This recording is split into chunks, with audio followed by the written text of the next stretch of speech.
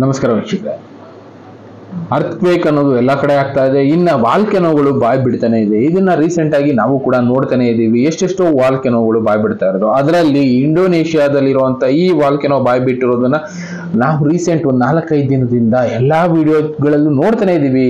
ಸುಮಾರು 10 ಕಿಲೋಮೀಟರ್ ಎತ್ತರಕ್ಕೆ ಬೂದಿನ ಚಿಮ್ತಾ ಇದೆ ಅಂದ್ರೆ ಅದ್ರ ಪವರ್ ಎಷ್ಟಿರಬಹುದು ಇಮ್ಯಾಜಿನ್ ಮಾಡ್ಕೊಳ್ಳೋದಕ್ಕಾಗುತ್ತಾ? ಒಂದು ಬಾಂಬ್ ಬಿದ್ರೆ ಎಷ್ಟು ಇಂಪ್ಯಾಕ್ಟ್ ಕಾಣಿಸುತ್ತೆ, ಎಷ್ಟು ಹೊಗೆ ಕಾಣಿಸುತ್ತೆ, ಎಷ್ಟು ಧೂಳು ಕಾಣಿಸುತ್ತೆ ಅಂತದ್ದು ಈಗ ಇಂಡೋನೇಷಿಯಾದಲ್ಲಿ ಕಾಣಿಸ್ಕೊಳ್ತಾ ಇದೆ. ಇಂಡೋನೇಷಿಯಾಗೆ ಹೋಗ್ತಾರೆ ಎಷ್ಟೆಷ್ಟೋ ಫ್ಲೈಟ್ಗಳನ್ನೆಲ್ಲ ಕ್ಯಾನ್ಸಲ್ ಮಾಡ್ತಾ ಇದಾರೆ ಇದರಿಂದಾನೆ. ಇನ್ಕ್ಲೂಡಿಂಗ್ ಇಂಡಿಯಾದಿಂದ ಹೋಗಿದ್ದು ಎಷ್ಟೋ ಫ್ಲೈಟ್ಗಳು ರಿಟರ್ನ್ ಆಗಿದೆ. ಟೂರಿಸ್ಟ್ನೆಲ್ಲ ಸದ್ಯಕ್ಕೆ ಬ್ಲಾಕ್ ಮಾಡ್ತಾ ಇದಾರೆ. ಟೂರಿಸಮೇ ಬೇಡ ಅಂತ ಪರಿಸ್ಥಿತಿ ಇಂಡೋನೇಷಿಯಾದಲ್ಲಿ ಕಾಡ್ತಾ ಇದೆ. ರಿಂಗ್ ಆಫ್ ಫೈರ್ ನಲ್ಲಿ ಈ ರೀತಿ ಈಗ ವಾಲ್ಕೆನೋಗಳು ಉಕ್ಕೋದಕ್ಕೆ ಶುರುವಾಗಿದೆ. ರೀಸೆಂಟ್ ಆಗಿ ಇದು ಕಾಣಿಸ್ಕೊಳ್ತಾ ಇರೋದು, ಹೊಗೆ ಕಾಣಿಸ್ತಾ ಇರಬಹುದು ಯಾವ ಮಟ್ಟಕ್ಕೆ ಹೋಗ್ತಾ ಇದೆ ಅಂತ. ಸುಮಾರು 11 ಕಿಲೋಮೀಟರ್ ಎತ್ತರಕ್ಕೆ ಹೊಗೆ ಹೋಗ್ತಾ ಇದೆ ಅಂದ್ರೆ ಲೆಕ್ಕ ಹಾಕೊಳ್ಳಿ ಎಷ್ಟು ಅದರಿಂದ ಬರ್ತಾ ಇರ್ಬೋದು. ಪ್ರೆಷರ್ ಅನ್ನೋದು ಎಷ್ಟು ರಿಲೀಸ್ ಆಗ್ತಾ ಇದೆ. ರೀಸೆಂಟ್ ಆಗಿ 1 ತಿಂಗಳಲ್ಲಿ ನಾವು ನೋಡೋದಾದ್ರೆ ಎಷ್ಟೆಷ್ಟೋ ವಾಲ್ಕೆನೋಗಳು ಈಗ ಬಾಯ್ ಬಿಡ್ತಾ ಇದೆ. ಅದಕ್ಕೆ ಎಷ್ಟೆಷ್ಟೋ ರೀಸನ್ಗಳು ಇದಾವೆ ಬಿಡಿ. ಅದರಲ್ಲಿ ರೀಸೆಂಟ್ ರೀಸನ್ಗಳನ್ನ ಸ್ಟೀಫನ್ ಬರ್ನ್ಸ್ ಅನ್ನೋರು ಅವ್ರ ಚಾನೆಲ್ಗಳಲ್ಲಿ ಹೇಳ್ತಾನೆ ಬಂದಿದ್ದಾರೆ. ಅರ್ತ್ ಸನ್ ಸ್ಪಿರಿಟ್ ಅಂತ ಒಂದು ಚಾನಲ್ ಓಪನ್ ಮಾಡಿದ್ದಾರೆ. ಇದರಲ್ಲಿ ಅವ್ರು ತಿಳಿಸಿರೋದು ಇಟ್ಸ್ ಕಮಿಂಗ್ ಅಂತ ರೀಸೆಂಟ್ ಆಗಿ ಒಂದು ವಿಡಿಯೋ ಮಾಡಿದ್ರು. ಅದಕ್ಕೆ ಬಿಫೋರ್ 24 ಅವರ್ಸ್ ಇಂದ 72 ಅವರ್ಸ್ ಒಳಗಡೆ ಅಂದ್ರೆ 3 ಡೇಸ್ ಬಿಫೋರ್ ಅವ್ರು ತಿಳಿಸಿದ್ದು ಈ ವಿಡಿಯೋದಲ್ಲಿ ನಿಮ್ಗೆ ಕಾಣಿಸ್ತಾ ಇರಬಹುದು. Hey everyone, geophysicist Stefan Burns break. ಈ ವಿಡಿಯೋದಲ್ಲಿ ಅವ್ರು ತಿಳಿಸಿದ್ದು ಜಿಯೋಫಿಸಿಸ್ಟ್ ಸ್ಟೀಫನ್ ಬರ್ನ್ಸ್ ಹೇಳ್ತಾ ಇರೋದು ಏನಂದ್ರೆ, ಭೂಮಿಗೆ ಇಂಪ್ಯಾಕ್ಟ್ ಮಾಡುವಂತ ಎಷ್ಟೆಷ್ಟೋ ಸೌರ ಜ್ವಾಲೆಗಳು ಸೂರ್ಯನಿಂದ ಬರ್ತಾ ಇದೆ. ಅದರಲ್ಲಿ ರೀಸೆಂಟ್ ಆಗಿ ಇದು 24 ಅವರ್ಸ್ ಇಂದ 72 ಅವರ್ಸ್ ಒಳಗಡೆ ಭೂಮಿಗೆ ಇಂಪ್ಯಾಕ್ಟ್ ಮಾಡುತ್ತೆ ಅಂತ ಮ್ಯಾಗ್ನೆಟಿಕ್ ಫೀಲ್ಡ್ ಇರುವಂತ ಸೌರ ಜ್ವಾಲೆ ಸೂರ್ಯನಿಂದ ರಿಲೀಸ್ ಆಗಿದೆ ಅಂತ ಜಸ್ಟ್ 3 ಡೇಸ್ ಬಿಫೋರ್ ಹೇಳಿದ್ರು. ಅದಕ್ಕೆ ಇಂಪ್ಯಾಕ್ಟ್ ಅನ್ನೋ ಹಾಗೆ 2 ದಿನದ ಮುಂಚೆ ಇಲ್ಲಿರುವಂತ ವಾಲ್ಕೆನೋ ಎಕ್ಸ್ಪ್ಲೋಡ್ ಆಯ್ತು. ಧೂಳು ಅನ್ನೋದು ಚಿಮ್ಮೋದಕ್ಕೆ ಶುರು ಆಯ್ತು. ಇದು ಜೂನ್ 17ನೇ ತಾರೀಕು ಆಗಿರುವಂತ ಇನ್ಸಿಡೆಂಟ್. ಇವತ್ತು 19 ಅಂದ್ರೆ 2 ದಿನ ಬಿಫೋರ್ ಈ ಮಟ್ಟಕ್ಕೆ ಹೊಗೆ ಚಿಮ್ತು ಇಂಡೋನೇಷಿಯಾದಲ್ಲಿರುವಂತ ಈ ವಾಲ್ಕೆನೋ. ಅದಾದ ಮೇಲೆ ಬೇರೆ ಬೇರೆ ವಿಷಯಗಳನ್ನ ಇವರು ತಿಳಿಸ್ತಾ ಹೋದ್ರು. ಇದು ಮೊದಲು 11 ವರ್ಷಕ್ಕೊಂದು ಸಲ ನಾವು ನೋಡ್ತಾ ಇದ್ವಿ ಸೂರ್ಯನಲ್ಲಿ ಬದಲಾವಣೆ ಆಗ್ತಾ ಇತ್ತು.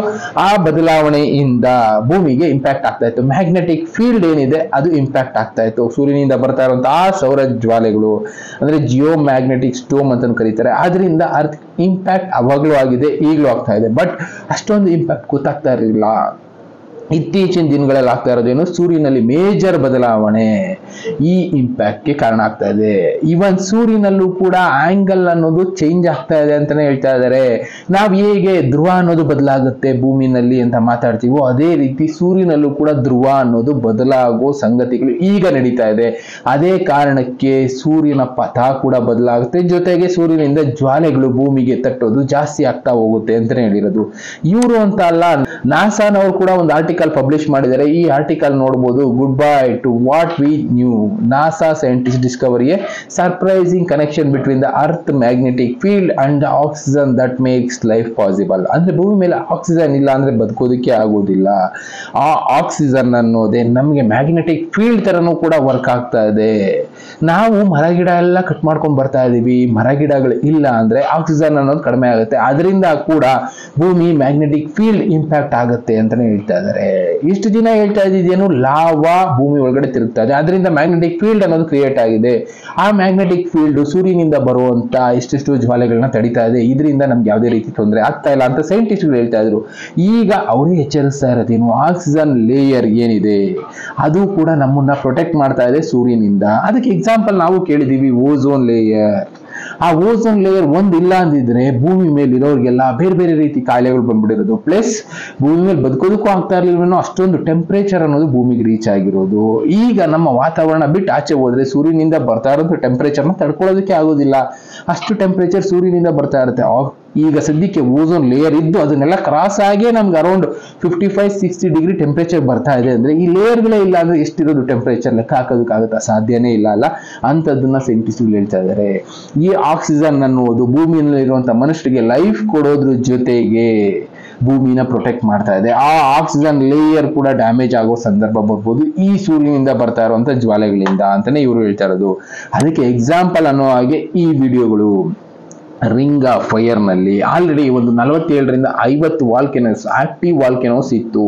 ಸುಮಾರು ಈ ಒಂದು 6 ತಿಂಗಳಿಂದ ಒಂದೊಂದೇ ನಿಧಾನವಾಗಿ ಬಾಯ್ ಬಿಡೋದಕ್ಕೆ ಶುರುವಾಗಿತ್ತು. ಭೂಮಿ ಒಳಗಡೆ ಆಗ್ತಾ ಇರೋ ಮೇಜರ್ ಬದಲಾವಣೆಯಿಂದ ಅದು ನಿಧಾನಕ್ಕೆ ಬಾಯ್ ಬಿಡ್ತಾ ಇದ್ವು, ಭೂಕಂಪಗಳು ಕಾಣಿಸ್ಕೊಳ್ತಾ ಇದ್ವು. ಈಗ ರೀಸೆಂಟ್ ಆಗಿ ಕಾಣಿಸ್ಕೊಂಡಿರುವಂತ ಈ ಒಂದು ಅಗ್ನಿಪರ್ವತ, ಇಷ್ಟು ಎತ್ತರಕ್ಕೆ ಚಿಮ್ತಾ ಇರುವಂತ ಅಗ್ನಿಪರ್ವತ ಯಾವ್ದಾದಕ್ಕೆ ಲಿಂಕ್ ಆಗಿದೆ ಅಂತಾನು ಹೇಳೋದಕ್ಕಾಗೋದಿಲ್ಲ. ರಿಂಗ್ ಆಫ್ ಫೈರ್ ನಾವು ತಗೊಳ್ಳೋದಾದ್ರೆ ಟೋಟಲಿ ಈ ಪೋರ್ಷನ್ ರಿಂಗ್ ಆಫ್ ಫೈರ್ ಅಂತ ಕರೀತಾರೆ. ಅಂದ್ರೆ ಇಲ್ಲಿ ಕಾಣಿಸ್ತಾ ಇರ್ಬೋದು ವಾಲ್ಕೆನೋಗಳು ಅಲ್ಲೆಲ್ಲಿ ಜಾಸ್ತಿ ಇದೆ. ಅದರಲ್ಲಿ ಈಗ ರೀಸೆಂಟ್ ಆಗಿ ಆಗಿರೋದು ಇಂಡೋನೇಷಿಯಾ ಸರೌಂಡಿಂಗ್ ಅಲ್ಲಿ ಈ ಜಾಗದಲ್ಲಿ ವಾಲ್ಕೆನೋಗಳು ಈಗ ಜಾಸ್ತಿ ಉಕ್ಕಿದೆ. ಇನ್ನ ನ್ಯೂಜಿಲ್ಯಾಂಡ್ ಅಲ್ಲಿ ಅವಾಗ ನೋಡ್ತಾನೆ ಇರ್ತೀವಿ, ನ್ಯೂಜಿಲ್ಯಾಂಡ್ ಇಂದ ಹಿಡಿದು ಇಂಡೋನೇಷಿಯಾ, ಈ ಕಡೆ ಥೈಲ್ಯಾಂಡ್, ಮಯನ್ಮಾರು, ಮಲೇಷಿಯಾ, ಹೀಗೆ ಹೋಗ್ತಾ ಜಪಾನು, ಸೌತ್ ಕೊರಿಯಾ, ಆ ಕಡೆ ಮೇಲಕ್ಕೆ ಹೋಗ್ತಾ ಅಲಾಸ್ಕಾ, ಅಮೆರಿಕ, ಈ ಭಾಗದಲ್ಲಿರುವಂತ ಈ ಭಾಗನೇ ರಿಂಗ್ ಆಫ್ ಫೈರ್ ಅಂತ ಕರೀತಾರೆ. ಅಂದ್ರೆ ಯಾವಾಗ್ಲೂ ಇಲ್ಲಿ ಅಗ್ನಿ ಪರ್ವತಗಳು ಹೋಗ್ತಾ ಇರುತ್ತೆ, ಜಾಸ್ತಿ ಫಾಸ್ಟ್ ಆಗಿ ಟೆಕ್ಟಾನಿಕ್ ಪ್ಲೇಟ್ಸ್ ಮೂವ್ಮೆಂಟ್ ಆಗ್ತಾ ಇರುತ್ತೆ ಅಂತಾನೆ ಹೇಳ್ತಾರೆ. ಈಗ ಆಗ್ತಾ ಇರುವಂತ ಟೆಕ್ಟಾನಿಕ್ ಪ್ಲೇಟ್ಸ್ ಮೂವ್ಮೆಂಟ್ ಇಂದ ಅಂದ್ರೆ ಈ ನಾರ್ತ್ ಅಮೆರಿಕಾ ಪ್ಲೇಟ್ ಏನಿದೆ, ಎಕ್ಸಾಂಪಲ್ ಸಿಂಪಲ್ ಆಗಿ ಹೇಳ್ಬೇಕು ಅಂದ್ರೆ ಪೆಸಿಫಿಕ್ ಪ್ಲೇಟ್ ಅಂತಾನೆ ಹೇಳ್ಬೋದು. ಈ ಪೆಸಿಫಿಕ್ ಪ್ಲೇಟ್ ಏನಿದೆ ಇದು ಈಗ ಏಷ್ಯಾ ಕಡೆ ಮೂವ್ ಆಗೋದಕ್ಕೆ ಶುರುವಾಗಿದೆ. ಇದರಿಂದಾನೇ ಭೂಮಿ ಒಳಗಡೆ ಇರುವಂತ ಲಾವಾ ಆಚೆ ಬರೋದಕ್ಕೆ ಶುರು ಮಾಡ್ತಾ ಇದೆ. ಅದರ ಇಂಪ್ಯಾಕ್ಟೇ ಈಗ ಇಂಡೋನೇಷ್ಯಾದಲ್ಲಿ ನಾವು ನೋಡ್ತಾ ಇರುವಂತ ಅಗ್ನಿ ಪರ್ವತಗಳು ಉಕ್ತಾ ಇರೋದು. ರೀಸೆಂಟ್ ಆಗಿ ಉಕ್ಕಿರೋ ಅಗ್ನಿ ಪರ್ವತಗಳನ್ನು ನೋಡೋದಾದ್ರೆ ಎಲ್ಲ ಇದೇ ಪೋರ್ಷನ್ ಅಲ್ಲಿ ಉಕ್ಕಿರೋದು. ಅದನ್ನ ಬಿಟ್ರೆ ಅಮೆರಿಕದ ಈ ಭಾಗದಲ್ಲಿ ಒಟ್ನಲ್ಲಿ ಇದೆಲ್ಲ ಕೂಡ ಒಂದಕ್ಕೊಂದು ಲಿಂಕ್ ಇದ್ದೇ ಇರುತ್ತೆ. ಲಾವಾ, ಭೂಮಿ ಒಳಗಡೆ ಇರುವಂತ ಲಾವಾ ಒಂದೇ, ಅದೆಲ್ಲಾ ಕಡೆ ಹರಿತಾ ಇರುತ್ತಷ್ಟೇ. ಎಲ್ಲಿ ಜಾಗ ಸಿಗುತ್ತೆ, ಎಲ್ಲಿ ಸ್ಪೇಸ್ ಸಿಗುತ್ತೆ ಆ ಜಾಗದಿಂದ ಆಚೆ ಬರೋದಕ್ಕೆ ಶುರು ಮಾಡುತ್ತೆ. ಈಗ ಈ ಪೆಸಿಫಿಕ್ ಪ್ಲೇಟ್ ಏನಿದೆ ಮೂವ್ಮೆಂಟ್ ಮಾಡೋದಕ್ಕೆ, ಜಾಸ್ತಿ ಮೂವ್ಮೆಂಟ್ ಮಾಡೋದಕ್ಕೆ ಶುರು ಮಾಡಿರೋದ್ರಿಂದ ಈಗ ಲಾವಾ ಅನ್ನೋದು ಎಲ್ಲಂದ್ರಲ್ಲಿ ಉಕ್ತಾ ಇದೆ. ಇನ್ನೊಂದು ಪ್ರಿಡಿಕ್ಷನ್ ಗಳು ಓಡ್ತಾ ಇದಾವೆ.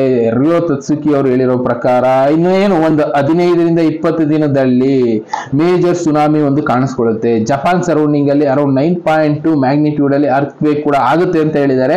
ಇದಕ್ಕೆಲ್ಲ ಮುನ್ಸೂಚನೆ ಅನ್ನೋ ಹಾಗೆ ಈಗ ಈ ಪೆಸಿಫಿಕ್ ಪ್ಲೇಟ್ ಏನಿದೆ ಅಂದ್ರೆ ರಿಂಗ್ ಆಫ್ ಫೈರ್ ಪ್ಲೇಟ್ ಏನಿದೆ, ಈ ಪ್ಲೇಟ್ ಅಲ್ಲಿ ಅಗ್ನಿ ದುರಂತಗಳು, ಇನ್ನ ಸುನಾಮಿಗಳು ಅಲ್ಲಲ್ಲೇ ಕಾಣಿಸ್ಕೊಳ್ತಾ ಇದೆ. ಪ್ಲಸ್ ಅದಕ್ಕೆ ಡೂಮ್ಸ್ ಡೇ ಫಿಶ್ ಬೇರೆ ಕಾಣಿಸ್ಕೊಂಡಿದ್ದು ಸಾಕ್ಷಿಯಾಗಿದೆ. ಒಟ್ನಲ್ಲಿ ರಿಂಗ್ ಆಫ್ ಫೈರ್ ಅಲ್ಲಿ ಮೇಜರ್ ಬದಲಾವಣೆ ಆಗ್ತಾ ಇದೆ. ಇದಕ್ಕೆ ಕಾರಣ ಕೂಡ ಇವ್ರು ಇದ್ರಲ್ಲಿ ತಿಳಿಸಿದ್ರು, ಸೂರ್ಯನಲ್ಲಿ ಆಗ್ತಾ ಇರೋ ಮೇಜರ್ ಬದಲಾವಣೆ. ನಾರ್ಮಲ್ ಆಗಿ 11 ವರ್ಷಕ್ಕೊಂದ್ಸಲ ಆಗ್ತಾ ಇದೆ, ಈಗೇನಾಗ್ತಾ ಇದೆ ರೀಸೆಂಟ್ ಆಗಿ 11 ದಿನಕ್ಕೊಂದ್ಸಲ ನೋಡ್ತಾ ಇದೀವಿ ಇಂಥ ಬದಲಾವಣೆಗಳು. ಅವ್ರು ತೋರಿಸ್ತಾರೆ ಮೇ 2025 ಏನಿತ್ತು ಸೂರ್ಯನಲ್ಲಿ ಇದ್ದಂತ ಒಂದು ಹೋಲ್, ಆ ಹೋಲ್ ಇಂದ ಆಚೆ ಬರ್ತಾ ಇದ್ದಂತ ನಮ್ಮಲ್ಲಿ ಯಾವ ತರ ವಾಲ್ಕೆನೋಗಳು ಆಚೆ ಬರ್ತಾ ಇರುತ್ತೋ, ಅಂದ್ರೆ ಲಾವಾ ಆಚೆ ಬರ್ತಾ ಇರುತ್ತೋ, ಅದೇ ರೀತಿ ಸೂರ್ಯನಿಂದ ಕೂಡ ಕೆಲವಷ್ಟು ಆಚೆ ಬರೋದಕ್ಕೆ ಪ್ರಯತ್ನ ಮಾಡ್ತಾ ಇರುತ್ತೆ. ಎಲ್ಲಿ ಜಾಗ ಸಿಗುತ್ತೆ ಅಲ್ಲಿ ಆ ಪ್ರೆಷರ್ ಅನ್ನೋದನ್ನ ರಿಲೀಸ್ ಮಾಡ್ತಾ ಇರುತ್ತೆ. ಅಂತದ್ದು ಸೂರ್ಯನಲ್ಲೂ ಆಗ್ತಾ ಇದೆ. ಮೇ ನಲ್ಲಿ ಏನಿತ್ತು ಜೂನ್ ನಲ್ಲಿ ಅದಿನ್ನ ಜಾಸ್ತಿ ಆಗಿದೆ ಅಂತಾನೆ ತೋರಿಸ್ತಾ ಇದೆ. ರೀಡಿಂಗ್ ತೋರಿಸಿದ್ರು ನೋಡಿ, ಮೇ ನಲ್ಲಿ ಗ್ರೀನ್ ಝೋನ್ ಅಲ್ಲಿ ಇದ್ದಿದ್ದು ಅಂದ್ರೆ 100+ ಅಲ್ಲಿ ಇದ್ದಿದ್ದು ಜೂನ್ ಹೋಗ್ತಾ 150 ತನಕ ತೋರಿಸ್ತಾ ಇದೆ ಆ ಡೇಟಾ. ಅಂದ್ರೆ ಹೋಗ್ತಾ ಸೂರ್ಯನಿಂದ ಆಚೆ ಬರ್ತಾ ಇರುವಂತ ವಿಕಿರಣಗಳಾಗ್ಬೋದು, ಸೌರ ಜ್ವಾಲೆಗಳಾಗ್ಬೋದು ಜಾಸ್ತಿ ಆಗ್ತದೆ. ಪ್ಲಸ್ ಕರೋನಲ್ ಹೋಲ್ ಅಂತ ಸೂರ್ಯನಲ್ಲಿ ಹೋಲ್ಸ್ ಗಳು ಜಾಸ್ತಿ ಆಗ್ತದೆ. ಹೋಲ್ಸ್ ಜಾಸ್ತಿ ಆದಷ್ಟು ಸೂರ್ಯನಿಂದ ಪ್ರೆಷರ್ ಅನ್ನೋದು ಆಚೆ ರಿಲೀಸ್ ಆಗೋದಕ್ಕೆ ಶುರು ಆಗುತ್ತೆ. ಪ್ಲಸ್ ಸೂರ್ಯನಲ್ಲೂ ಕೂಡ ಈಗ ಆಲ್ರೆಡಿ ಸೈಂಟಿಸ್ಟ್ ಹೇಳ್ತಾ ಇರೋ ಪ್ರಕಾರ ದಿಕ್ಕು ಅನ್ನೋದು ಬದಲಾಗಿದೆ. ನಮ್ಮಲ್ಲಿ ಯಾವ ತರ ಉತ್ತರ ಧ್ರುವ ಅನ್ನೋದು ಸ್ವಲ್ಪ ಟಿಲ್ಟ್ ಆಗಿದೆ, ಅರೌಂಡ್ 7 ಡಿಗ್ರಿ ಅನ್ನೋ ಟಿಲ್ಟ್ ಆಗಿದೆ ಅಂತ ಹೇಳ್ತಾರಲ್ಲ, ಅದೇ ರೀತಿ ಸೂರ್ಯನಲ್ಲಿರುವಂತ ದಕ್ಷಿಣ ಧ್ರುವ ಕೂಡ ಟಿಲ್ಟ್ ಆಗ್ತಾ ಇದೆ. ಇದರ ಇಂಪ್ಯಾಕ್ಟೇ ಸೂರ್ಯನಲ್ಲಿ ಆಗ್ತಾ ಇರೋ ಬದಲಾವಣೆ.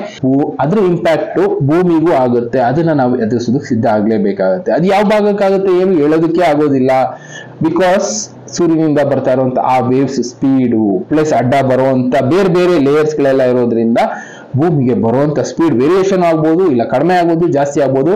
ಪ್ಲಸ್ ಭೂಮಿ ಪ್ರೊಟೆಕ್ಷನ್ ಲೇಯರ್ ಕೂಡ ಒಂದಿರೋದ್ರಿಂದ ಅದು ನಮ್ಮನ್ನ ಪ್ರೊಟೆಕ್ಟ್ ಮಾಡ್ತಾ ಇದೆ. ಒಟ್ನಲ್ಲಿ ಅದರಿಂದ ಇಂಪ್ಯಾಕ್ಟ್ ಆಗೇ ಆಗುತ್ತೆ. ಭೂಮಿ ಮ್ಯಾಗ್ನೆಟಿಕ್ ಫೀಲ್ಡ್ ಆಲ್ರೆಡಿ ಇಂಪ್ಯಾಕ್ಟ್ ಆಗಿದೆ. ಅದನ್ನ ನಾಸಾ ಸೈಂಟಿಸ್ಟ್ಗಳೇ ಒಪ್ಕೊಂಡಿದ್ದಾರೆ. ಈ ಮ್ಯಾಗ್ನೆಟಿಕ್ ಫೀಲ್ಡ್ ಇಂಪ್ಯಾಕ್ಟ್ ಆದಷ್ಟು ಭೂಮಿ ಪಥ ಕೂಡ ಅಂದ್ರೆ ಭೂಮಿ ಧ್ರುವಗಳು ಕೂಡ ಬದಲಾಗೋ ಚಾನ್ಸಸ್ ಇರುತ್ತೆ ಅಂತಾನೆ ಹೇಳ್ತಾ ಇರೋದು. ಒಟ್ನಲ್ಲಿ ಇದೆಲ್ಲ ಕೂಡ ಸೂರ್ಯನಲ್ಲಿ ಆಗ್ತಾ ಇರೋ ಬದಲಾವಣೆಗೆ ನಮ್ಮ ಭೂಮಿನಲ್ಲಿ ಆಗ್ತಾ ಇರೋ ಇಂಪ್ಯಾಕ್ಟ್ ಅಂತಾನೆ ಇಟ್ಕೊಳ್ಳಿ. ಸೂರ್ಯನಿಂದ ಇವತ್ತು ನಮ್ಮ ಭೂಮಿ ಬದಲಾಗ್ತಾ ಇದೆ. ಇನ್ನೊಂದು ಮಾತನ್ನ ಪ್ರಳಯ ಬುಕ್ಕಲ್ಲಿ ಮೆನ್ಷನ್ ಮಾಡಿದ್ರು, ಫೋಟಾನ್ ವಲಯಕ್ಕೆ ಭೂಮಿ ಅನ್ನೋದು ಎಂಟ್ರಿ ಆಗ್ತಾ ಇದೆ. ಭೂಮಿ ಅಲ್ಲ, ಸೌರಮಂಡಲ ಪೂರ್ತಿಯಾಗಿ ಎಂಟ್ರಿ ಆಗ್ತಾ ಇದೆ. ನಮ್ಮ ಸೌರಮಂಡಲ ಅಲ್ಲಿಗೆ ಎಂಟ್ರಿ ಆಗುವಾಗ ಈ ರೀತಿ ಬದಲಾವಣೆಗಳು ಆಗುತ್ತೆ ಅಂತ. ಆ ಫೋಟಾನ್ ವಲಯಕ್ಕೆ ನಾರ್ಮಲ್ ಆಗಿ 12,000 ವರ್ಷಕ್ಕೆ ಒಂದು ಸಲ ಮಾತ್ರ ಎಂಟ್ರಿ ಆಗುತ್ತೆ ಅಂತ ಟೈಮ್ ಈಗ ಬಂದಿರೋದ್ರಿಂದ ಈ ಬದಲಾವಣೆಗಳು ಸೂರ್ಯನಲ್ಲೂ ಆಗ್ತಾ ಇದೆ, ಭೂಮಿನಲ್ಲೂ ಆಗ್ತಾ ಇದೆ, ಬೇರೆ ಗ್ರಹಗಳಲ್ಲಿ ಆಗ್ತಾ ಇರೋದು ನಮಗೆ ಗೊತ್ತಿಲ್ಲದೆ ಇರ್ಬೋದು. ಅಂತ ಪರಿಸ್ಥಿತಿನಲ್ಲಿ ನಾವಿದ್ದೀವಿ ಅಷ್ಟೇ. ಈ ತರದ್ದು ಎಷ್ಟೆಷ್ಟು ನಡೀತಾನೆ ಇದೆ. ಇದರಿಂದ ಭೂಮಿಗೆ ಇಂಪ್ಯಾಕ್ಟ್ ಆಗ್ತಾನೆ ಇರುತ್ತೆ. ಅದರಿಂದ ಬಚಾವಾಗೋ ದಾರಿಗಳು ಇರುತ್ತೆ, ಅದನ್ನ ನಾವು ಹುಡ್ಕೋಬೇಕಷ್ಟೇ. ಆಗ್ಲೂ ಬದುಕುಳಿದಿದ್ರು ಜನ ದಾರಿಗಳನ್ನ ಹುಡ್ಕೊಂಡು ಅಂತ ದಾರಿಗಳನ್ನ ನಾವು ಹುಡ್ಕೊಂಡ್ರೆ ಬದುಕುಳಿಬಹುದು. ದಾರಿಗಳನ್ನ ಹುಡ್ಕೋ ಪ್ರಯತ್ನ ಮಾಡೋಣ. ನಾನು ನಮ್ ಕೈಲಾಗೋ ಮಟ್ಟಿಗೆ ನಿಮ್ಗೆ ತಿಳಿಸೋ ಪ್ರಯತ್ನ ಮಾಡ್ತೀನಿ. ಇನ್ನ ಬೇರೆ ಬೇರೆ ವಿಷಯಗಳ ಜೊತೆ ಮತ್ತೆ ಸಿಗ್ತೀನಿ. Thank you, good by.